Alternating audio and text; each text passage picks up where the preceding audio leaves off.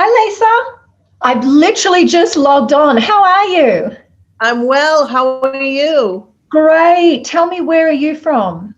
Whereabouts? I'm just outside of Boston, Massachusetts. So for us, it's 5:02 p.m. Mhm. So I'm totally not grounded as to what time you're on. Yes, I've just done my school drop off. I'm going to just let some people in. Um, Okay. yes. So we've got Minnie and Shannon. Just let them. Hi, Shannon. How are you, honey?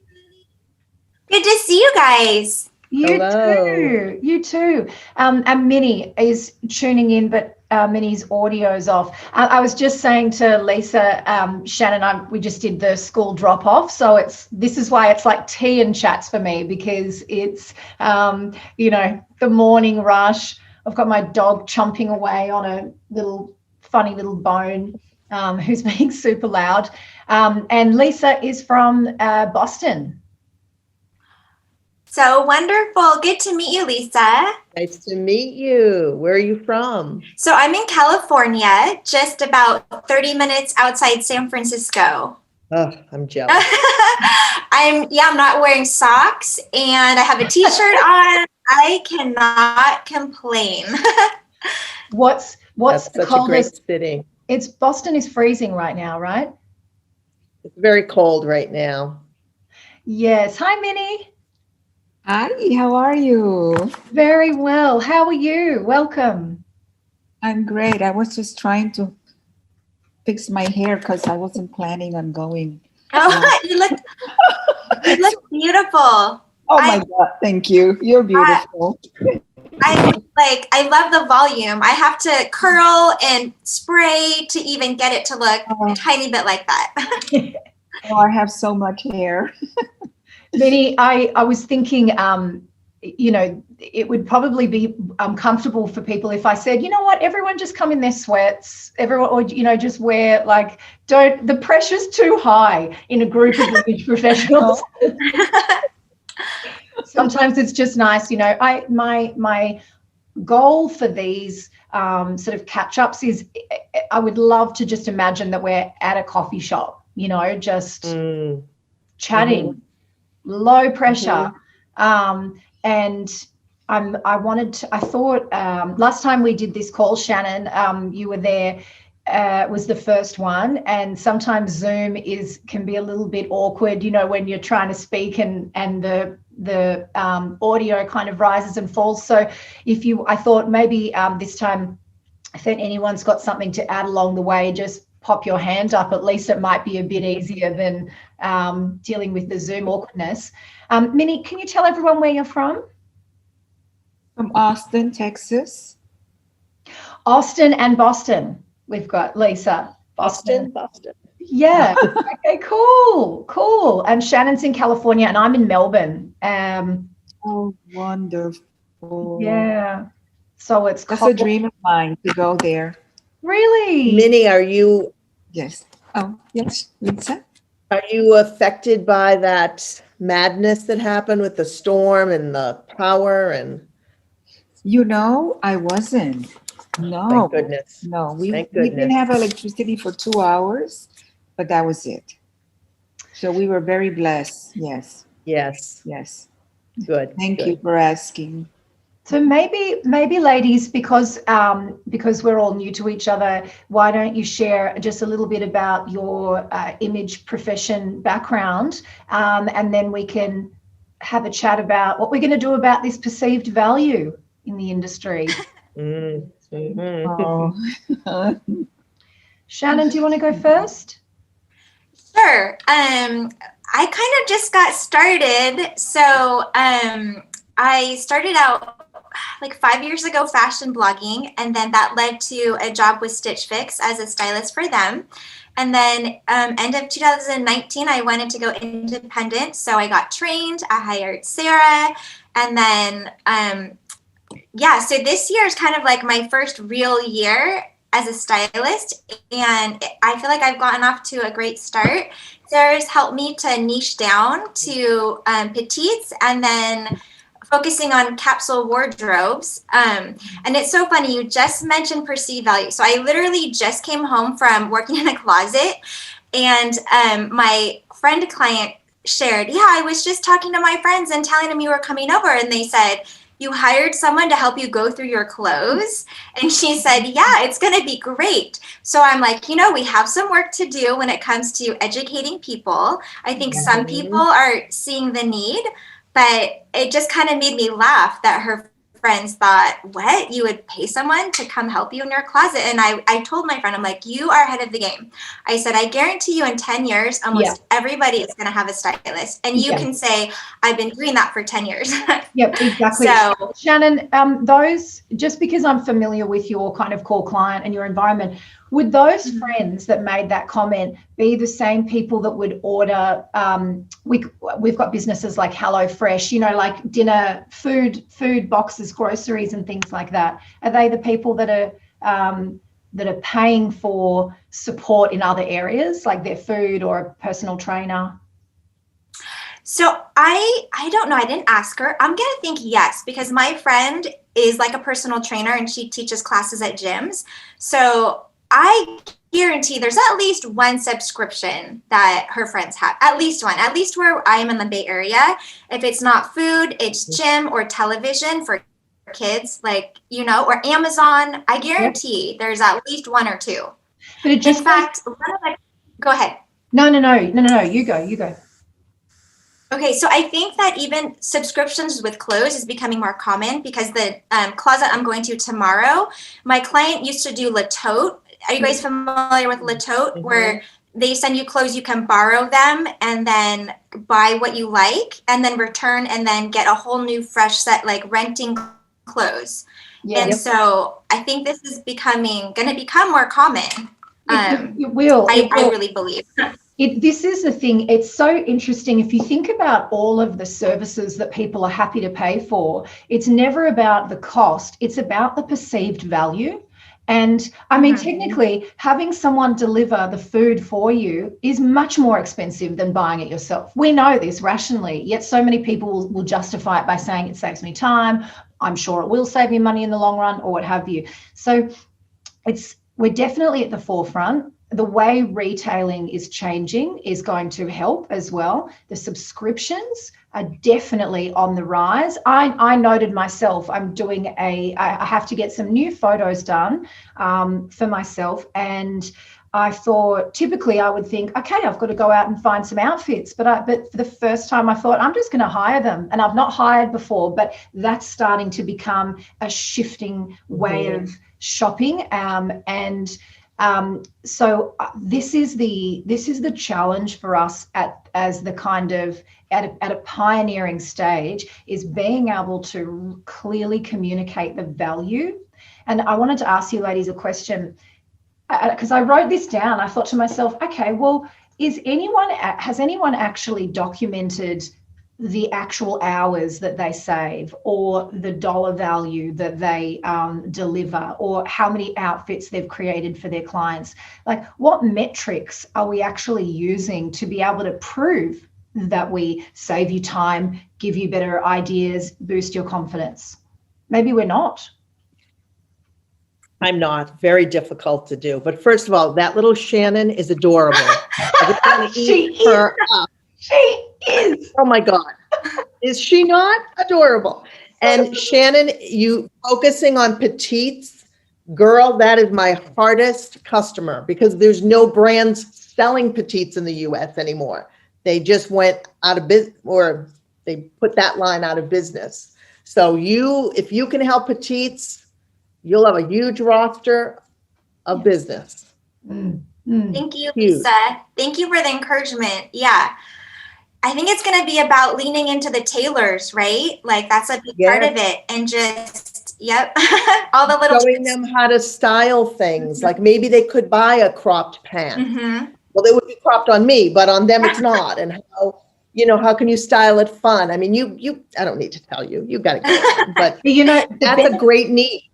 And the benefit of a niche is that, like, imagine, Shannon, if you over the next 12 months build up a community of petite customer, that technically it's a customer, you could then pitch that to like in Australia, Glam Hire, Latote, major businesses, and say, I own this market. Can I either be like a consulting buyer to help bring in and set up a petite line? You know, like if you can capture a market that it has a specific niche and a dollar value, that's actually another opportunity for you to grow your business, just as an aside.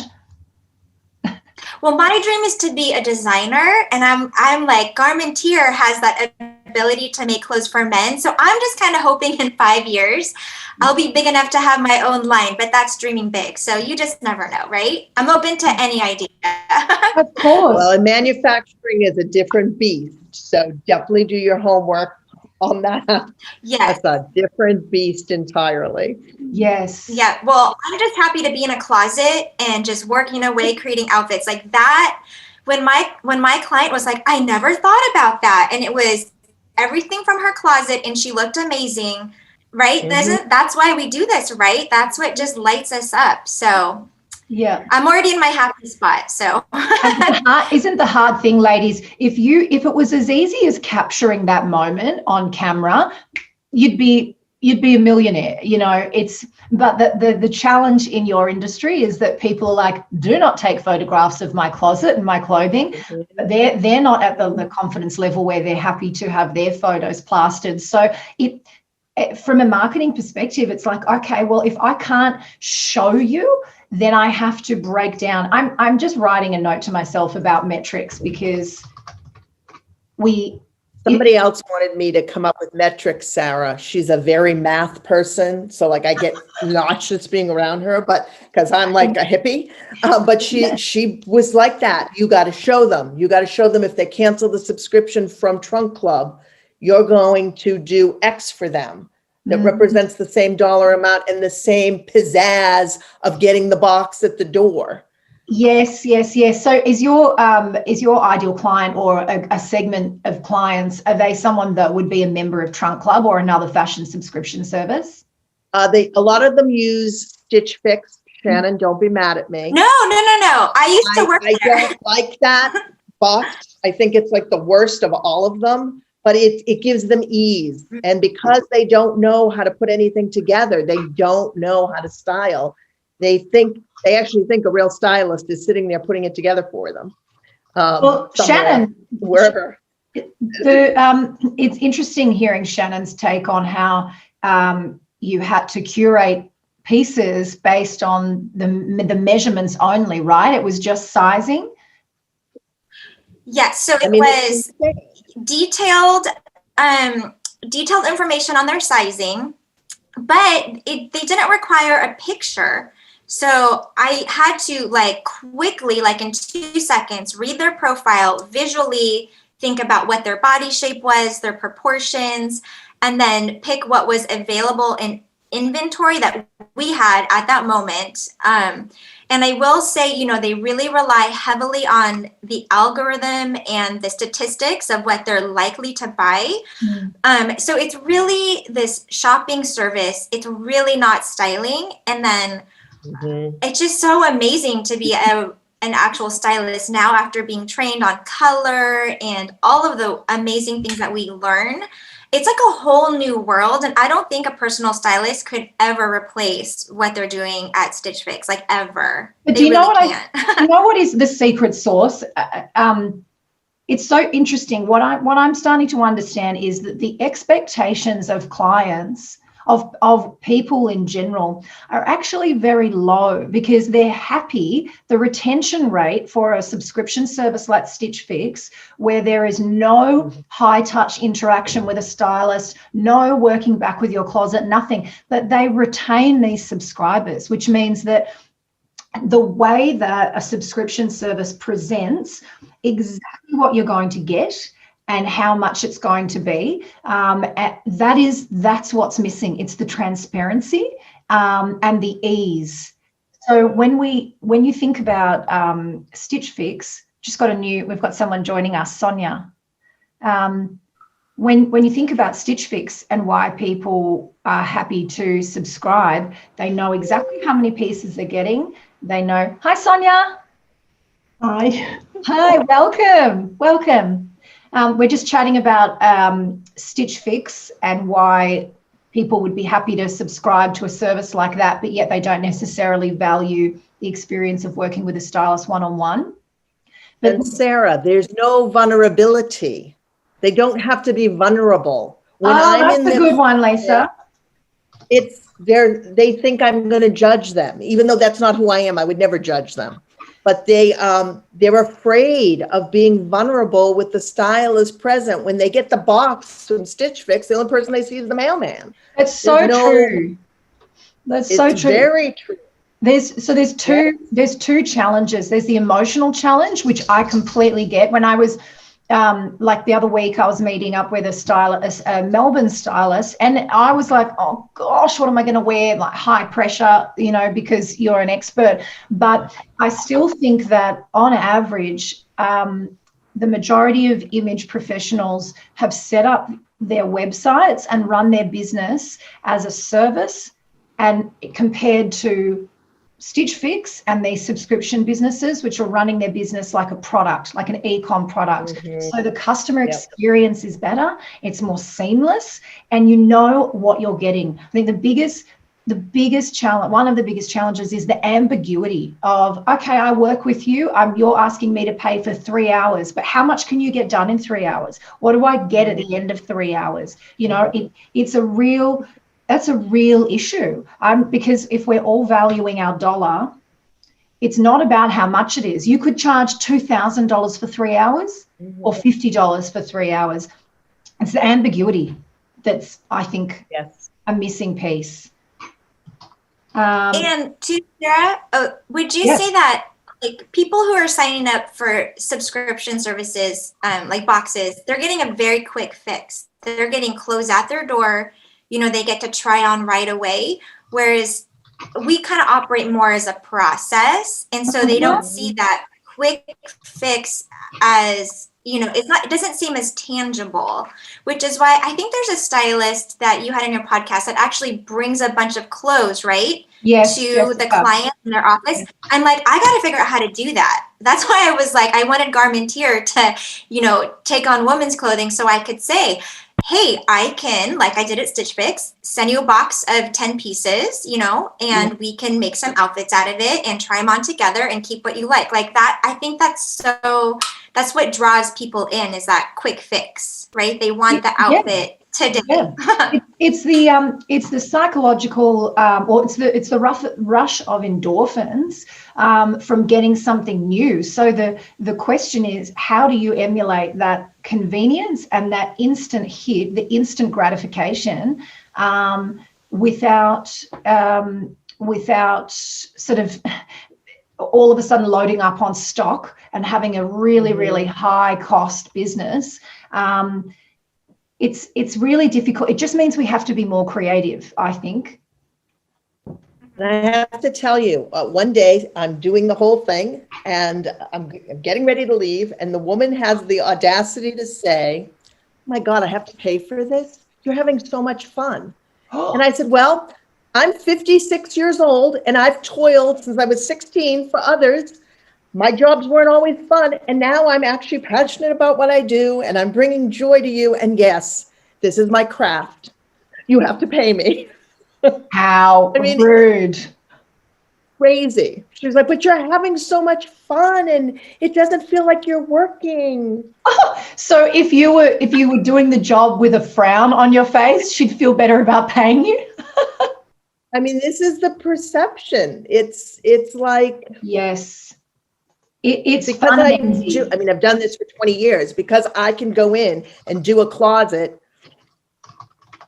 in like an hour and laugh and multitask, because this is what I've been doing for 20 years. I'm getting penalized for it. Yeah. So that's a big point. The perception that because it's fun and easy, or it's not easy. They perceive it to be fun and it looks easy. So it sounds like potential clients don't realize that you need a skill and you need a sort of a level of artistry, and it does take work. So it's not just, oh, I'm your friend that has fun clothing. So that's another thing, is not understanding the training or the and I don't want to disregard stylists that don't have any training and that just have a really artful aesthetic, but it seems like, why, in their mind, I bet they're thinking, why would I pay you? I could probably do this myself. You're not, it's not actually a trade.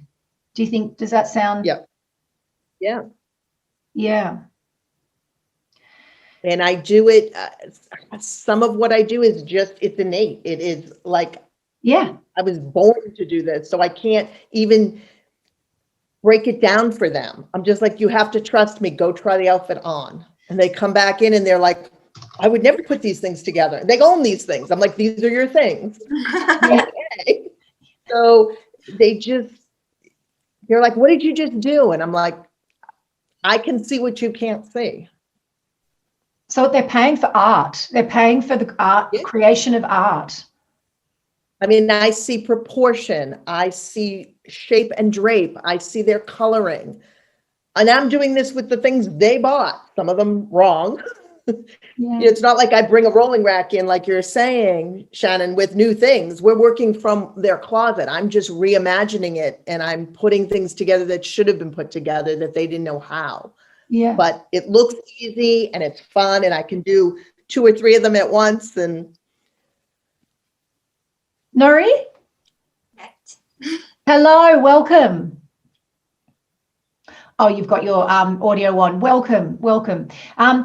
Okay, so just for Sonia and Nuri that have just joined, Lisa was explaining that a client of hers thought that because she was having so much fun, she didn't need to pay, or she shouldn't have to pay.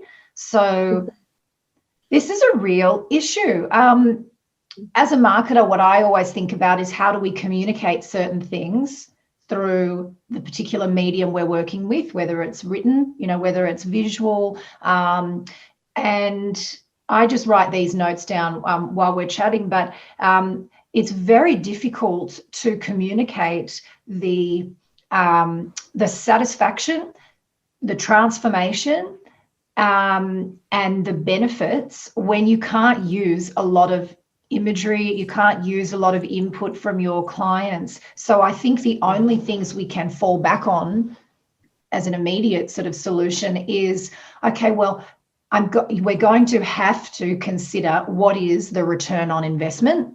And I think it's sometimes that feels scary, because it makes you hold yourself accountable. Yes. Sorry, yes. I have to leave. I have to do pickup. We're on the opposite schedule, but Shannon, thank you so much for coming. Thank you, darling. So good to see you. Bye, guys. Bye, honey. Nice meeting you. Minnie, can you tell me your experiences with clients? Oh, I don't have any. Okay. I feel bad. No, don't feel bad. I've been involved in style for a long time. And at the moment, I'm in a course where I'm studying to be a style coach, because I love coaching, and I love, what's going inside their mindset, because I always figure if you dress them and they're not ready to accept their new look or their new ways, that I am working with that. So I'm doing a course which now I'm going to be working with a pro bono person so that I can get to be certified style coach. And it takes me a long time. I procrastinate, and I really am listening, because you were talking about the value. And I think all my life I've struggled with, do people really value a style coach? Or do they think, oh, just like Lisa was saying, the lady was like, you're having so much fun. This is good. Everybody thinks they can do it on their own. And I don't know. When I lived in Brussels, I worked with stylists. I would sell their collections. I would help the women get style. I had a little boutique in my home. And then when I came to America, I was like Didn't do anything, well, other stuff. I worked for Tiffany's and did other things. But then now I'm back in style, and I love it. It's really my passion. And now that I feel that there is a way that I can mix the two, I would like to do that, that it's my passion. So, but I really am confused and a bit scared. I am, because I'm a bit shy. I don't know. I was different. Now I'm this shy person. I don't know what's wrong with me. And I want to do this job and I want to be involved. And I want to work with women who really want to look beautiful and go out in the world, entrepreneurs, executives, and work with high end women. I really would like that. Who like to travel, because that's everything I like to do, even though now we're stuck at home, you know, and I always doubt myself. So I thought, let me look, see about marketing and see what Sarah has to do. Because I think you're amazing. And I think the group I'm in now with Go Virtual is amazing. So little by little, I think I'm going to get there You before I will. die. You Well, will. you know, Minnie, it's Yes. mindset work. You just said it. It's working on your own mindset with your coach, bringing that mindset work to people, because a lot of women don't believe they can be stylish or Yes. fashionable or modern or whatever they identify that they cannot be. And that's like, I'm like a therapist with a rolling rack. Yes, that's what it is. It is Yeah. I absolutely. look in the airport when people are traveling, and I mean, you're not gonna go dressed with a suit and high heels, but you could look so cute, with a nice pair of pants and sneakers and just cute. You don't have to spend a lot of money. Oh, and when I sit there with my husband and I say, "Oh my God, I don't want to be judgmental. I don't want to be judgmental," but I'm sitting there and thinking, Mhm. they could look so darn cute. What's going on with the This world? is an American thing. This does not happen in Europe. Americans have become, I call it the pajamification of America. They run around the streets In of America pajamas. in loungewear Yeah. all day, every day. Nobody gets dressed. Yeah. Yes. I'm It, getting like that. I it had is a change insane. today.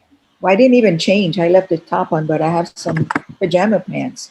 And Are I'm you, telling myself, are you in what's lock? wrong with you? Are you in Boston and in Austin? What is the level of lockdown restrictions at the moment? I am in self-imposed lockdown because my husband had had some very serious health issues in 2019.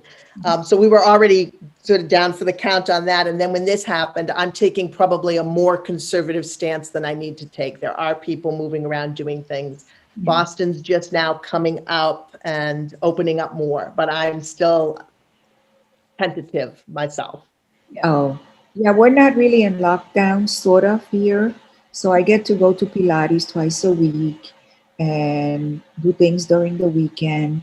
But it's like everything's changed, the energy. And I feel the energy around me, and I feel people and I feel what's going on. And I think it's really affected me. Like, I'm not really connecting with people. I think I have to start again, meeting new people. And I've been doing this training with mindset and stuff for myself, how to really surround yourself only with the people who really bring you to the top. And I think that I told my husband, I don't understand. Some people don't call. I thought they liked me. And he looks at me, poor thing. And he says, well, maybe you've left them without you really knowing it. Maybe it's you who's, because when I do call them, they're, oh, Mimi, we love you. We love you. We want to get together. Let's go to lunch. All those things we did, but nobody really is like connecting. Yes. Well, we are in a collective global trauma, but We let's are. say there is collective. Yes. Some people have suffered far worse than others. We've lost. The loss is tremendous. So, Minnie, I think you're feeling what many, many, many people are feeling. It's not just you. I think it's isolation and loss. Well, my daughter was telling me she's in lockdown. They're totally in lockdown. She lives in Israel, in Tel Aviv. And we were talking. We talk every week, of course. But she was telling me, Mommy, we are in total lockdown here. It's been awful. Yeah. And I haven't been able to go there. I used to go 2, 3 times a year, and it's just killing me. This, I'm just hoping things start opening and I can start traveling again. That would be great. Minnie, I think from what I've observed from every image professional I've worked with, you're a as Lisa Ann said, you know, you're a therapist. There's a part of you that's this natural empath, very connected to other people, and so this is the worst environment for someone who is kind of born to connect and nurture and heal, and is to be isolated. It's like, you know, all the magic and sparkle and energy is sort of evaporated. So it's really, really tough. But as Lisa said, it's a collective trauma, which means that so many people are feeling like that. How can you reach out and connect again in a meaningful way? In a genuinely meaningful way, not in a sales way, but how can you lead with your heart and reconnect with people and start building those relationships, healing from the trauma, really, isn't it? Yeah. Yeah. I was listening to a coach. She helps you to, which I've been trying to, and I haven't, create a Facebook group. Yeah. And you can go live and you can connect with women there. So I'm trying to do that. Yeah. And so stuff like that, where I can connect with more people. And there's lots of great online platforms, and look at this group. I mean, like Sarah's a star to even be in the square with Sarah. Yeah, I'm so happy here. I'm talking so much because I'm so excited. Sarah is great. This makes my heart. Sarah, you're amazing. I signed up for the course because of you. Love you. Me too. Subsequent to signing up, because of Sarah, I've learned this magic of Carla Mathis. I did not know who she was, and many, many people north of Boston know her, have studied with her, have traveled with her. So she's like an icon. But I'm like, oh, I was going for Sarah. Ladies, that is just, if we think almost on an existential level, what is important in this world, really, it's that genuine connection and feeling like people accept you for who you are and you can be your authentic self, and then whatever gifts you're born with, you can help others in some way. And so for me, I think to myself, okay, how can we need to make a global shift in how people view clothing, style, the connection with their confidence, and the respect for the image professionals that are the therapists with the rolling rack. I absolutely love that phrase. I love it so much. Well, you can either borrow that one or the pajamification of America. Yeah. I mean, I like that one too. It's the Minnie, you have a wonderful opportunity, Minnie, as a wise woman of a more of a European, bring that forward. They need this. They don't know they need it yet. Be the glorious European, Israeli, like, it doesn't mean it has to be expensive or big or over the top, but it's just that thing that European women possess, that confidence at any age, any size, any shape. elegance, the elegance of Yes. refinement. Yes. Yes. There's a show on CNN, Minnie, where Stanley Tucci goes to these different regions of Italy. He is Italian American, and he samples the food and he talks about the culture. Well, he met up with one of the business owners. She was 86 years old. She looked better than I. She was in a full-on suit with a heel, because she's the proprietress of this business that's been in her family for generations. She goes into the restaurant. She's making the pasta with a sparkly, beautiful blouse on and an apron over it, and full makeup. I was like screaming. I was so excited. That doesn't happen here.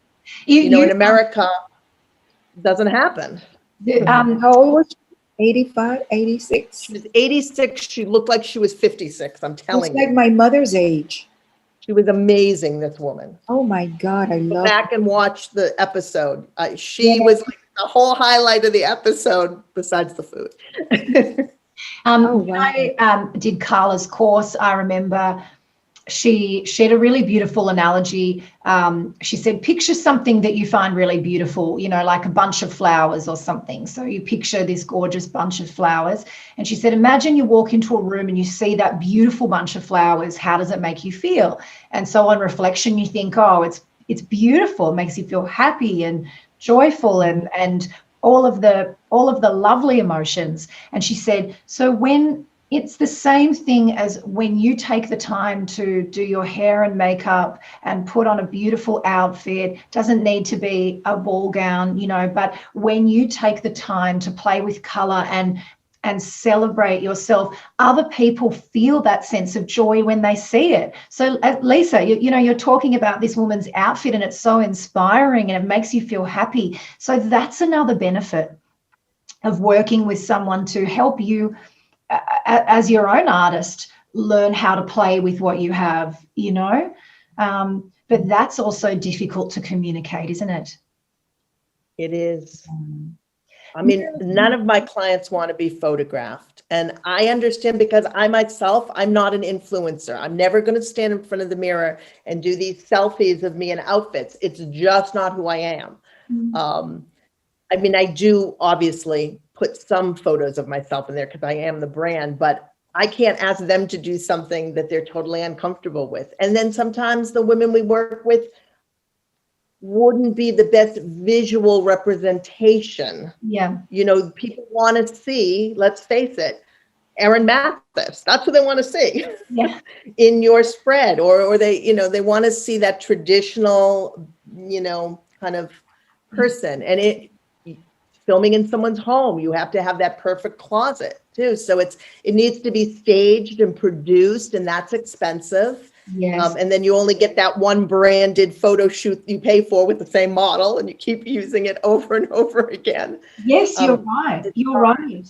So in some way, when I think about when someone's working in person, when you do have the person's garments, you could be shooting them, you know, as a flat lay and showing the outfits, but do you have the right lighting? Do you know, is the garment pressed? There are all of these sort of logistical elements. But the question, do they even want you to shoot that, Sarah? Because that feels too invasive to them. You know, there's a lot of privacy and vulnerability. And so maybe, as I was saying earlier, that the popularity of these subscription boxes shows me that there is an interest in convenience and in helping someone to curate outfits, tell me what to wear, you know, so outfit planners. But it sounds like as a continuation of this isolation, people are happier for it just to arrive without them having to be vulnerable and work with someone, which is really disruptive for the image industry, which has been predominantly one-on-one, high touch. I'm in your wardrobe, we're in a change room. It's the most personal it could possibly be. So it may require the industry to rejig the traditional business model where you're only maybe 2% of your client base is ever going to work one-on-one, and the rest will be looking for ways you can serve them in a low touch, sort of less personalized way, which, you know, might make a lot of people think, well, hold on, that's just not what I got into this industry for. Sonia or Nuri, do you have anything to? Oh yes, Minnie, yes. No, I was just going to say that a lot of stylists are on I get a lot of emails because I sign up with everybody in the whole wide world, and especially fashionistas, and a lot of them are just really like selling courses and a lot of videos on YouTube. You get an email and a lot of challenges, and that's how they're getting a bunch of clients. A lot of people sign up for these courses for $5.99 or $9.97 or whatever, and they are all happy and saying how wonderful. And I'm thinking, is that where the stylists are going now? They Yeah. create these courses and they sell them online. I don't know. It's like, It's exactly the same as what we were talking about Stitch Fix. People want to know what they're getting. And the very nature of a course is that you have to spell out the curriculum, everything that the person will get, how they will get it. So they go, great, here is my cash, I will take that. So the exchange, when it comes to a transaction, it's a lot more transparent. And so that tells me it's not necessarily the course, because it would be interesting to note the percentage of people that complete the course, that actually engage with all the material. But it's this ease of seeing what I'm going to get, understanding, and even the transaction itself, they'll pay in an instant because there'll be a PayPal or a Stripe plug-in. It's very, very easy. They get a receipt. So the other thing to consider as any sort of service business is when every other customer in the world is expecting a level of experience like Amazon, like these top retailers where you buy what you want, all the information is there immediately. There's a very clear returns and refunds policy. You can speak to someone immediately. There's no what we call friction in the e-commerce experience. And you compare that, and we can all do it, compare that with your own, the way that you run your business now, and think about all of the friction points that are potentially limiting someone's ability to book in with you. So to answer your question, Minnie, so many people are working on a subscription or a membership or a course because they'd like to serve many people at once instead of one-on-one. And to Lisa's point, it is less invasive when you're in a group environment. But regardless of what you offer, it doesn't negate the need to be clear on the value. Whether it's a course, whether it's one-on-one, it's not necessarily the package that you work on. It's, are you being clear in the value? Are you being transparent? Do they understand exactly what they're getting? And are you giving them what they want? So for a lot of these clients, we know they don't want to be photographed. They don't want to feel vulnerable. So how can you still give your heart and soul and energy and nurturing in a way that feels safe for them? And it really, I do believe that we need to adjust to more of an e-commerce method. So for example, with Shannon, who was just on the call, we've been working we've sort of built her business. As she said, she focuses on petites. So I said to her, what are the specific needs of petite women? What are the particular challenges? And she said, when I speak with a client or anyone that's petite, one of the biggest issues is finding pants because of the rise in and the length. That is a massive issue. So instead of calling her services virtual styling session, it's the pants edit. But you get 5 pairs of pants. Like, you're being really specific. So it's almost like you were on an online store. I'm looking for pants that are for petites. How can a stylist insert yourself and help that process? And it's been working really well. I'm so happy for her. Yeah. She but the other thing, so I think that's probably the benefit. One of the major benefits of having a niche is that you get the opportunity to really, if we're thinking about what people perceive as valuable, that's such a subjective topic, isn't it? Everyone's perception of value is different. And if we're going to make strategic decisions about our business, we need to pick one person. We need to pick a person, and we're going to assume their viewpoint on value, because otherwise you'd be catering to every single person. So Minnie, I know you'd went to start working with executive corporate women. They're obviously time poor. They have specific styling needs, I think also, I'm sorry, Sarah, I think also with entrepreneurs, women who like us want to work from home and are starting their businesses. And to be honest, I was in one of these groups. I go to all these challenges. I love them. And Oh, maybe. And I had two women say, please, I said, I'm still about to finish my course, blah, blah, blah. Call me when you're done with your course. Two of them. And you know that I don't dare. I don't know what to send them or what to do. Okay. I'm stuck. That's where I've always been. People always want to work. And I say, oh, I don't know what to send them. I don't want to let them down. So I just keep studying and studying and studying. Oh, And I never started working. Yeah. I'm Minnie. telling you, I'm going to be 110. You know, Continue like this.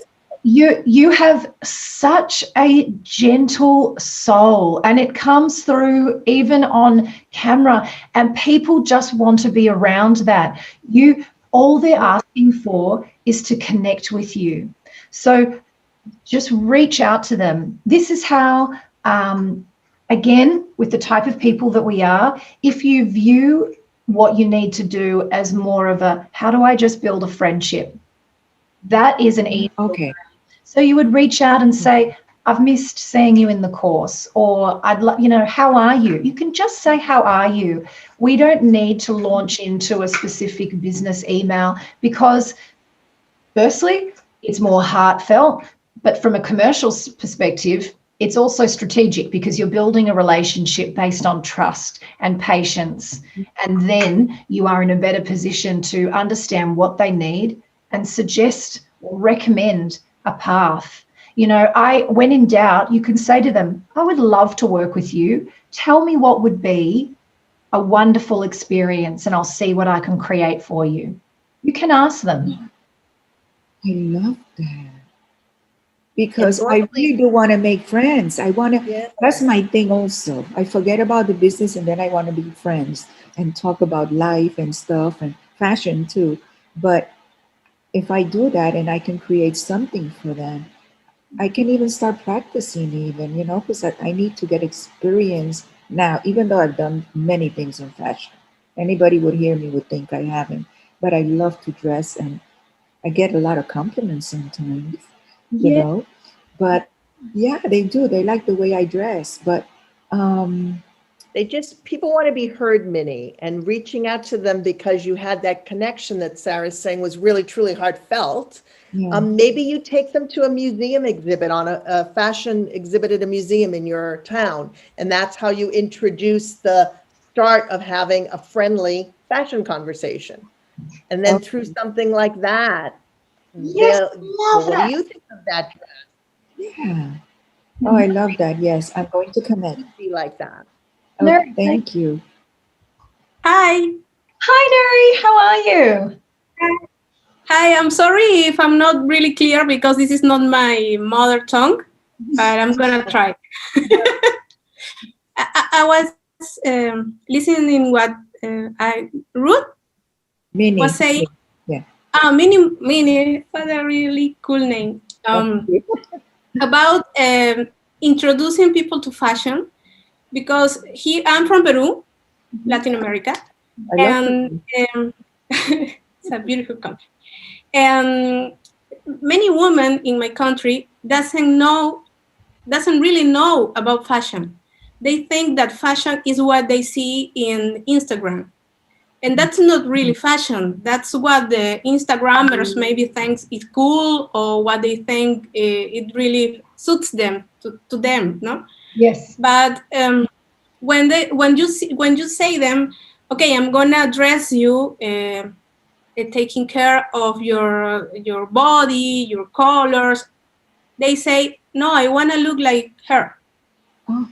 I wanna look like the Instagrammer. And that's really hard sometimes because I don't know how to tell them that's not gonna look good on you.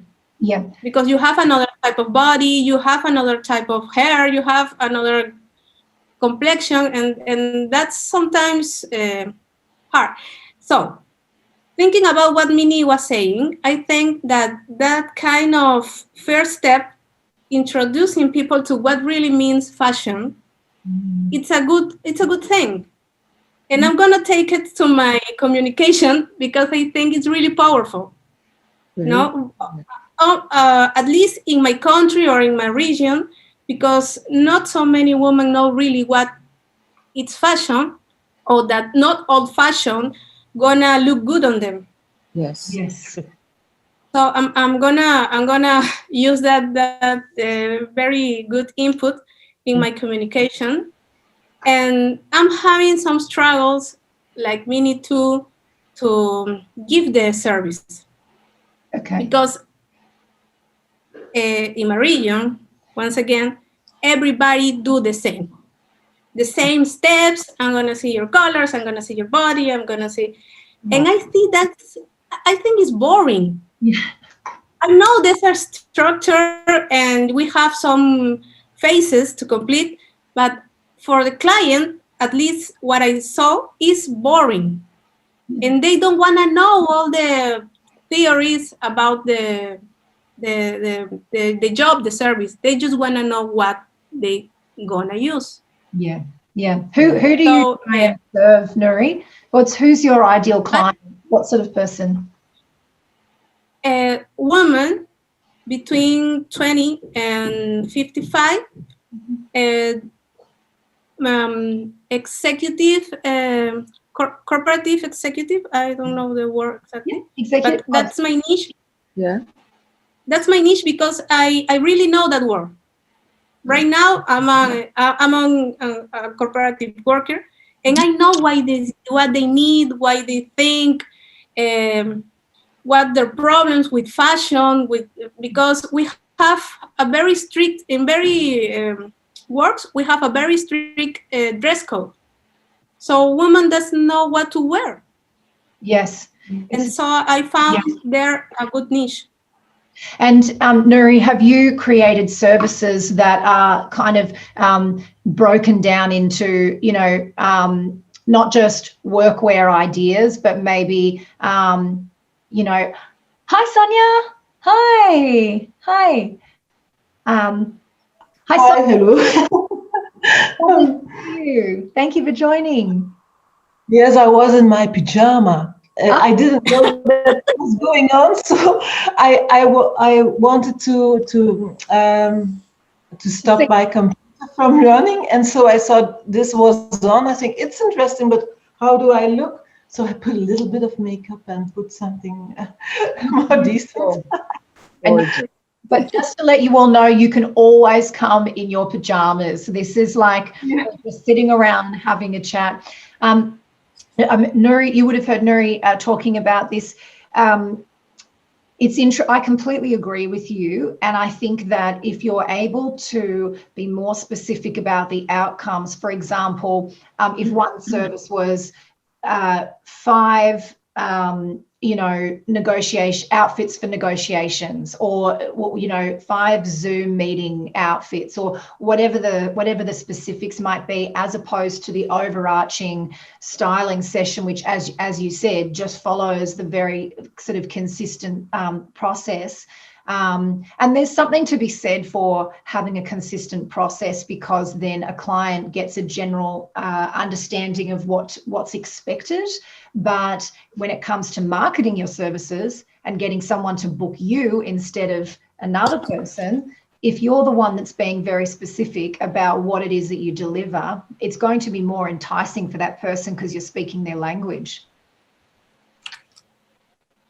Okay, that's really cool, because I'm doing these comparisons between me and other stylists in my region again. Yes. And I see that, like, everybody is doing the thing. So I want to do something different for people.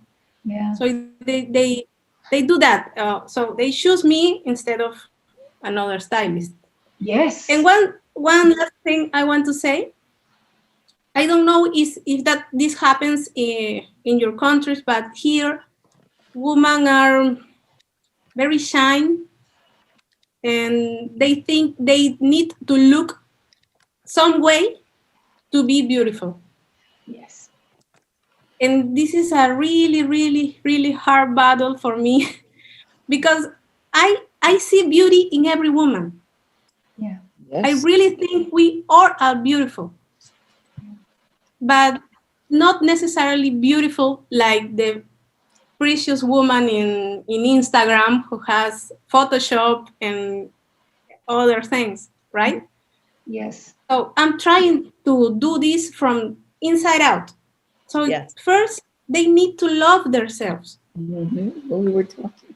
Doesn't matter what I give them to wear if they don't love themselves. Yeah, absolutely. So I'm trying to introduce this in my services too. Nori, what is your mother tongue? What is your language that you speak? Spanish. Okay, so I don't know how to say this in Spanish, but I call it with my clients radical self-acceptance. So they must accept themselves as beautiful where they are today, not where they were 20 years ago, not when they lose 60 pounds, not when they get the next job, not when the kid graduates college. Where are you today? And getting them to be in that moment is so hard. But I'm pleased to find out this is not just an American problem now. I know it's going on in Peru. Australia too. How do you, it is, if it was as easy as that, we would all be very, very happy. How? Well, I don't have a lot of clients, Sarah, because not everyone wants to do this work. My clients have to know, and I tell them this, when you step with me, I am coaching you on you becoming your best self. And I don't know what that is because I'm not you, but we're going to do it together. And we're going to use the clothing as your first entree into that. Yes. So, Lisa, how do you attract clients? How do you attract clients? I try to find them where I hang out because we have to have chemistry. So meditation classes, when I did get out and do yoga. So that whole world is kind of my comfort zone. So I have a lot of nurses, I have a lot of healers, teachers, herbalists, Reiki practitioners. So I'm kind of in a niche, but there is a budgetary issue there. So I know that I need to broaden that if I'm going to really have a business. That they are in, those lower income helping roles. But oh my God, when I had the mother of three crying with me on Sunday because she had a husband that's unemployed due to COVID, 3 kids. She's holding all of this and she had completely lost herself. And it's like, we didn't do too much. This intervention was small. And she was just so like, you brought me back to myself, who I am as a woman. I was like, oh. So I meet people through referrals because like attracts like. You start attracting people who are attracted to your energy. I'm not the stylist for everyone. That's for sure. Yeah. So I have a little bit of a niche, but I know I need to broaden it in terms of being able to have some measure of financial stability as a business. Lisa, I think you've done such a great job narrowing down to the type of person that you attract. So from a business perspective, you can offer different versions. I mean, it sounds to me as if the people that you've mentioned, they're all healers. They're all tactile, empathetic, connective souls. And so when, this COVID experience won't last forever. And when we're able to safely socialize again, you might be setting up not so much a festival, but kind of a monthly styling, healing mindset event for all of these types of people where you can scale your revenue. It's in the format that resonates with that type of person and you're doing what you love, as opposed to thinking, I've got those people, but now I'm going to also have to create content and services and messages that will appeal to the people that have a lot of money. Because what I'll say is this, if people perceive something to be valuable, they will find the money. Think of any industry in the world. If people perceive it to be valuable, they will find the money. So it's not about finding the richest person to target. It's about understanding who you're selling to and creating the most relevant value-driven service for them, and then charging what you feel what you want to charge. But when we also consider some of the things we spoke about earlier on in the call, which is people like ease. They like transparency. They want to know what they're getting. They want to know how they're getting it, how long it will take to get there, what's involved, what if they don't like it. So if you mirror the experience on some of the leading retailers, again, like Amazon, and you're also making sure that you're working from a heart center, you're really connecting with people, and you're focused on building relationships first and selling second, you've got a beautiful business ahead of you. Yes. It's so true. I love it. All right, ladies. Well, this has been a beautiful hour of chatting, hasn't it?